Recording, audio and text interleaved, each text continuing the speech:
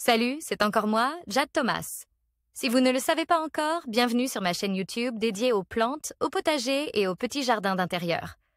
On me conseille toujours de demander aux spectateurs de s'abonner et de liker en début de vidéo, alors voilà, je le fais. N'hésitez pas à me soutenir. Bon, je sens que je commence à trop parler. Passons directement au sujet de la vidéo d'aujourd'hui. Bonjour à tous. Dans cette vidéo, je vais vous emmener à la découverte de plantes au nom vraiment suggestif.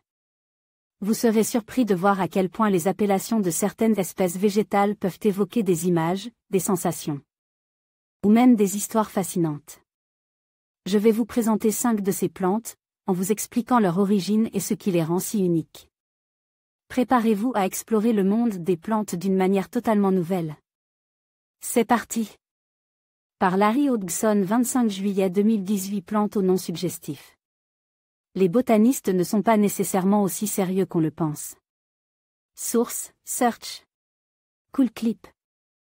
Comme on pense généralement aux botanistes comme à des gens plutôt sérieux, plus porte à passer des heures à compter les poils du revers d'une feuille sous un microscope qu'à faire rire. Donc, il peut être surprenant de découvrir que certains d'entre eux semblent bel et bien avoir un sens de l'humour, et même un humour plutôt grivois. Et ils réussissent même à s'assurer que leur humour passera aux générations futures, cela en nommant des plantes de manière un peu impudique. Car une fois qu'une plante reçoit son nom botanique, même si c'est un nom coquin, ce titre lui restera pour l'éternité. Des jeux de mots cachent dans les noms botaniques pour décortiquer l'humour botanique, il est utile de connaître un peu de latin, et de grec aussi. Si c'est votre cas, vous trouverez certains noms de plantes particulièrement amusants. En voici quelques exemples. Onopordum acanthium, c'est le fameux chardon écossais. Son nom botanique semble tout à fait inoffensif, jusqu'à ce que vous l'étudiez, parce que Onopordum vient du grec pour paix d'âne. Apparemment, les ânes aiment le manger et le résultat final est à la fois sonore et très malodorant. L'inflorescence géante du pénis du titan, Amorphophallus titanum. Source, www.pinterest. Ça. Amorphophallus titanum, il ne faut pas un diplôme universitaire pour comprendre celui-ci. Si on le traduit littéralement, le nom signifie phallus difforme géant. Quant à son nom commun, les pudiques disent arôme titan alors que les plus dévergondés se permettent de l'appeler pénis de titan ou phallus de titan. En plus, son inflorescence est l'une des plus grandes au monde, jusqu'à 3 mètres de hauteur. En plus d'être d'une taille gigantesque, elle sent la charogne. Phallus impudicus, son apparence phallique est immanquable. Source, Dreamer, www.pinterest. PH Phallus impudicus, puisque nous parlions de phallus, continuons dans la même veine. Le phallus impudique, aussi appelé satyre puant, est tout à fait phallique, ayant vraiment la forme d'un pénis en érection. D'ailleurs, au premier stade de sa croissance, il forme une boule qui ressemble à un testicule. Décidément, il sait s'affirmer. D'accord, je n'aurais pas dû l'inclure dans cette présentation, car ce n'est pas une plante, mais plutôt un champignon, mais le nom est si évocateur. D'ailleurs, le phallus de chien ou satyre des chiens, Mutinus caninus, est un champignon apparent avec une apparence tout aussi évocatrice. Pinus rigida, c'est le nom botanique du pin rigide. Il est loin d'être la seule plante qui porte le nom rigida ou erecta, 2 adjectifs qui peuvent avoir un sens un peu affriolant.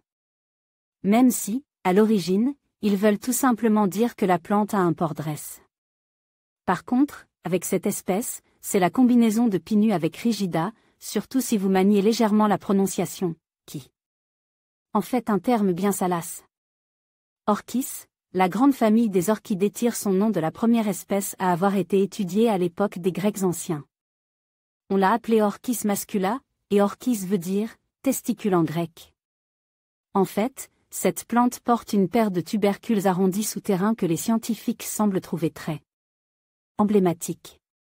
Donc, orchidée veut essentiellement dire plante aux testicules. La plante à testicules, Biphora testiculata. Source, www.visoflora.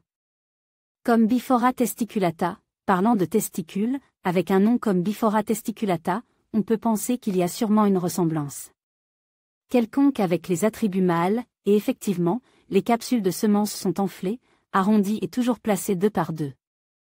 Le nom commun de la plante est très clair à ce sujet, on l'appelle plante à testicules. Derrière les épines des Mamillaria, il y a des mamelons. Source www.wildflower.org. Mamillaria, c'est le nom d'un vaste genre de cactus qui partagent tous un trait commun, des tubercules arrondis et bombes qui font penser à des mamelons. Des mamelons avec des épines, par contre. Le fruit de la morelle mamée, Solanum mammosum, ressemble à un sein qui porte d'autres seins. Source Andreas Kay, www.flickr. Comme Solanum mammosum, les Mamillaria ne sont pas les seules plantes à titiller les botanistes avec leurs attributs féminins. Le fruit de la morelle mamée, aussi appelé pomme téton ou mamelle de vache, porte aussi des protubérances en forme de sein, ce qui est le sens de mammosum.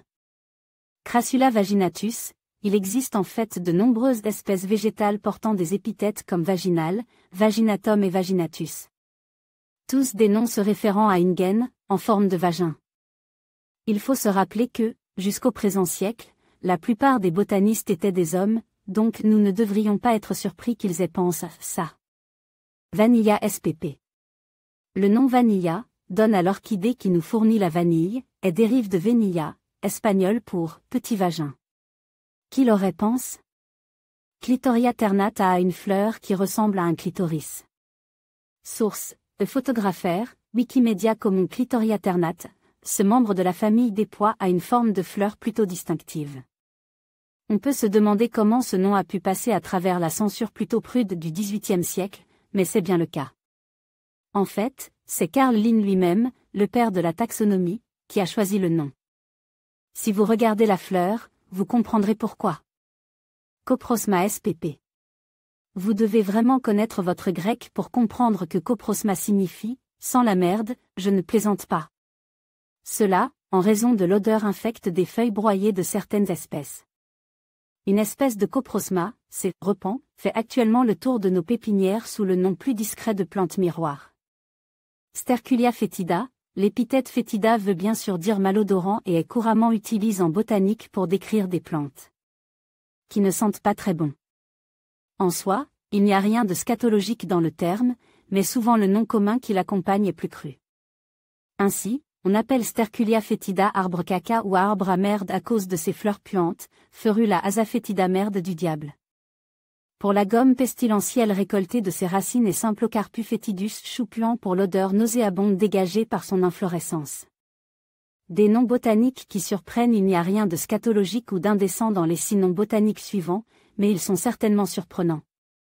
Achillea ptarmica, son épithète botanique ptarmica ne fait même pas sourciller, pas plus que son nom commun, Achilles sternutatoire. Car ces 2 termes sont peu connus, mais son deuxième nom commun, Herba éternuée, oui. À la fois ptarmica et sternutatoire veulent dire « qui fait éternuer ». Pourtant, cette belle vivace assez populaire de nos plates-bandes ne fait pas éternuer. Mais autrefois, on l'utilisait pour diluer le tabac à priser qui, lui, provoquait l'éternuement chez les non-initiés. D'où cette accusation de provoquer l'éternuement qui lui est restée. Euphorbia obesa. Source, World of Succulent. Comme Euphorbia obesa, ainsi nomme, parce que la plante succulente forme une tige tellement enflée qu'elle ressemble à une balle de baseball. Ilex vomitoria, cette plante, une variété de houx, est vénéneuse, provoquant le vomissement suggère par le nom.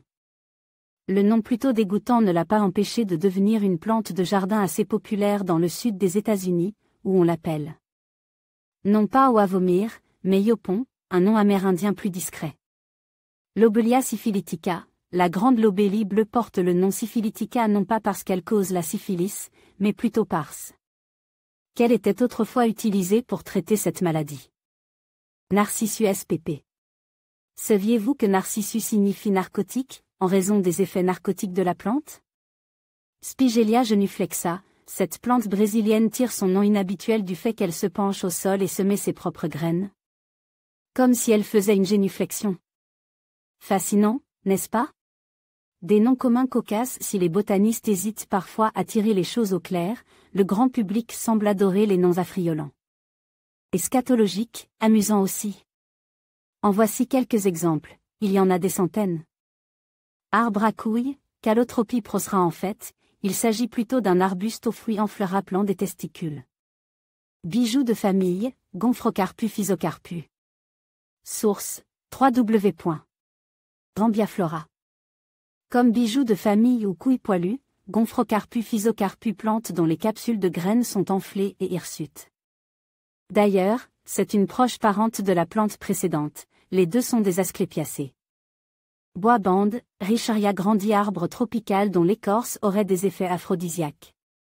Bois-couille, Markgravia umbellata, liane aux fleurs bizarres qui ressemblent à une grappe de pénis pendant entour d'une couronne de testicules. Cactus pénis, Trichos rebridgesi monstruosa inermi.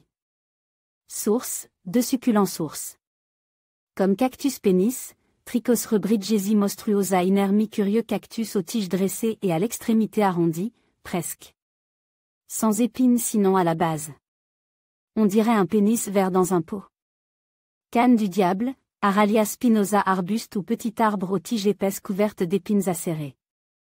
La noix géante et suggestive du coco-fesse, Lodoicea maldivica. Source, herbe.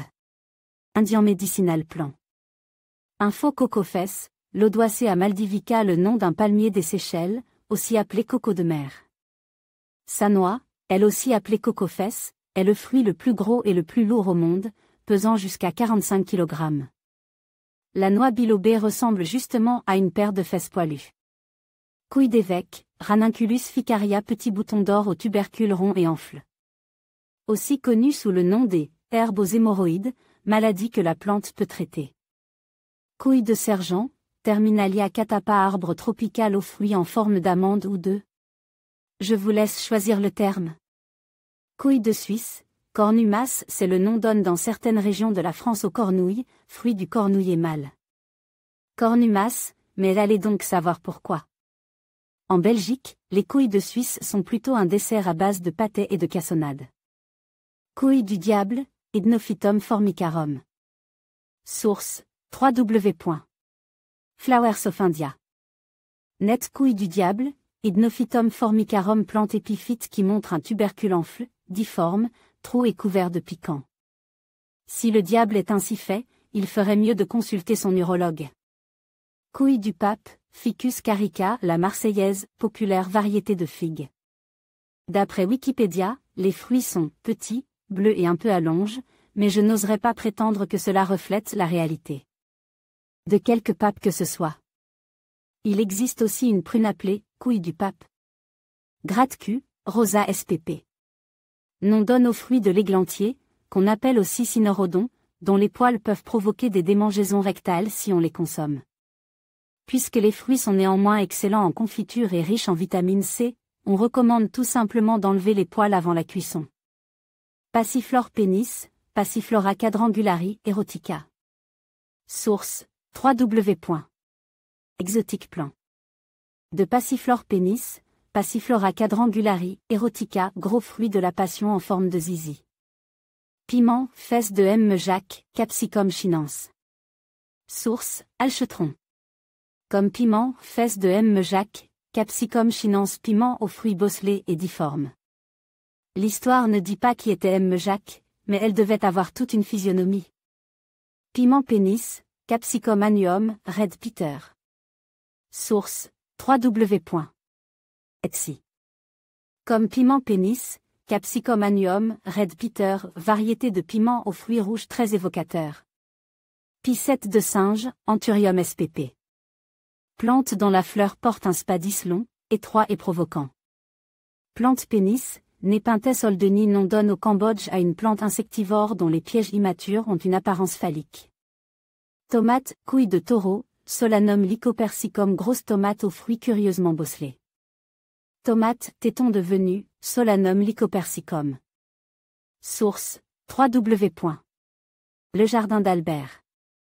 Fr. Tomate, téton de venue, Solanum lycopersicum, tomate dont le fruit porte une proéminence caractéristique. Il existe aussi un pêcher, téton de venue. Verge d'or, Solidago spp. Les fleurs de cette vivace sont jaunes, donc on comprend facilement l'origine du terme « d'or », mais d'où vient le mot verge ? Mystère et boule de gomme. N'hésitez pas à ajouter vos propres découvertes de noms de plantes cocasses dans l'espace Laissez un commentaire. Nos partenaires locaux. En conclusion, les plantes aux noms suggestifs nous rappellent à quel point la nature peut être à la fois fascinante et ludique. Que ce soit par leur apparence, leurs propriétés ou leur histoire, ces végétaux nous invitent à explorer et à apprécier la diversité du monde qui nous entoure. N'hésitez pas à vous plonger dans l'univers de ces plantes intrigantes et à partager vos découvertes avec vos proches. Merci de nous avoir accompagnés dans cette exploration, et à bientôt pour de nouvelles aventures botaniques.